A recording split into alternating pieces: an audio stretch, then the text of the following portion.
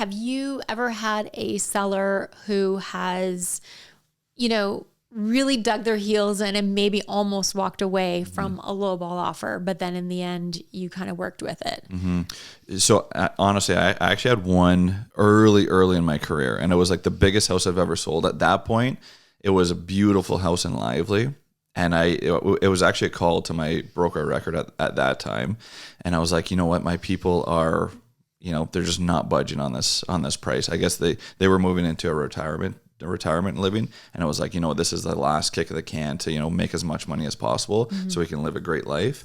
And so I called the broker record and he said, send the other, because I told him who the agent was, bring that person in and actually have a sit down conversation. So it's almost like a presented. We countered back and forth a few times, but he's like, bring them in for this round. I was like, okay. So I invited him I called my client, said, you know what, let's just sit down. Let's have a meeting of the minds and let's see what we can do. So he came in, he had his, kind of presentation ready, had the comps ready. We had a good chat. We were probably there for an hour and a half, just kind of chatting back and forth, building rapport. Yeah. And then we ended up coming to an agreement at the table. The client or the other agent would walk away, call his clients, and we'd kind of go back and forth. But